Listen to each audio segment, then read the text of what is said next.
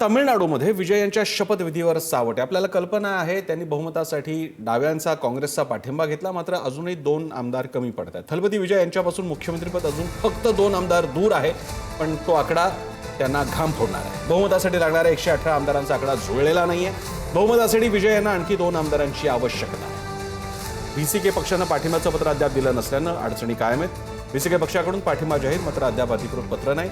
जोपर्यंत 118 आमदारांचा बहुमताचा आकडा पूर्ण होत नाही तोपर्यंत शपथ द्यायला राज्यपालांनी नकार दिला। संदीप राजगोळकर आपल्याला सांगतात, संदीप 2 आमदारांची गरज आहे, त्यामध्ये सुद्धा पुन्हा 1 आमदार तर ते स्वतःच आहे, कारण ते 2 ठिकाणावरनं विजयी झाले होते। काय याच्यामध्ये अडचण आहे? कारण आता जे छोटे पक्ष आहेत ते सगळे आता घेऊन झालेले आहेत, तर काय होणार आता? प्रामुख्याने व्हीसीके आणि आयुएमएल हे जे 2 पक्ष आहेत, या दोन्ही पक्षांचा अपेक्षित होता पाठिंबा खरं तर विजय थलपती यांना, आणि तो पाठिंबा अजूनही मिळालेला नाही। त्यामुळेच हा एक राजकीय सस्पेन्स तामिळनाडूमध्ये अजूनही प्रसन्नसर पाहायला मिळतोय।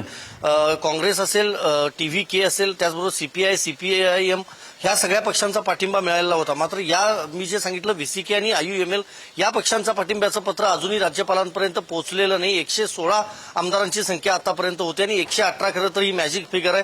त्यामुळे आज सकाळी 11 वाजता शपथविधी होणार होता। काल ज्यावेळेला आर्लेकरांची भेट घेतली राज्यपालांची विजय थलपती यांनी, त्यानंतर पाठिंब्याचं बातम्या समोर आल्या होत्या आणि नंतर फटाक्यांची अक्षरशः आतषबाजी देखील पय्यानूरमधल्या त्यांच्या घरासमोर करण्यात आलेली होती। सगळीकडे आनंदाचं वातावरण होतं। मात्र शपथविधी पुन्हा टळलेला आहे। प्रामुख्यानं पाहायला गेलं तर दक्षिण भारतातल्या म्हणजे दक्षिणेकडच्या अनेक चित्रपटांमध्ये राजकारण पाहायला मिळतं। विजय थलपती यांनी अनेक वेळेला राजकीय नेत्याची भूमिका असणारे चित्रपट देखील केलेत आणि एखाद्या चित्रपटाप्रमाणेच हा सस्पेन्स जो आहे तो अजूनही कायम पाहायला मिळतोय। टीव्हीकेचं अजूनही सरकार स्थापन झालेलं नाही। सगळ्यात मोठा पक्ष तामिळनाडूमधला असून देखील अजूनही त्यांच्यासमोर अडचणी ज्या आहेत त्या संपत नाहीत। आता आर्लेकर यांना पुन्हा आज कदाचित भेटू शकतात विजय थलपती, मात्र 2 आमदारांचा पाठिंबा अजूनही कमी पडलेला आहे आणि आयएमयूएल हा जो पक्ष आहे तो नेमकं काय भूमिका घेतो ह्यावर सगळं पुढचं खरं तर अवलंबून असणार आहे। डीएमकेने यापूर्वीच सांगितलेलं आहे, प्रामुख्यानं स्टॅलिन यांनी सांगितलेलं आहे की त्यांच्या सरकार बनवण्यामध्ये कुठेही आम्ही आडकाठी निर्माण करणार नाही, अडथळे निर्माण करणार नाही। त्यामुळे या सगळ्या मागे नेमकं काय कोण आहे याची चर्चा आता राजकीय वर्तुळात आहे। मात्र छोट्या 2 राजकीय पक्षांमुळेच सरकारचा शपथविधी अजूनही थांबलेला आहे। त्यामुळे विजय थलपती मुख्यमंत्रीपदाची शपथ अजूनही घेऊ शकलेले नाहीत।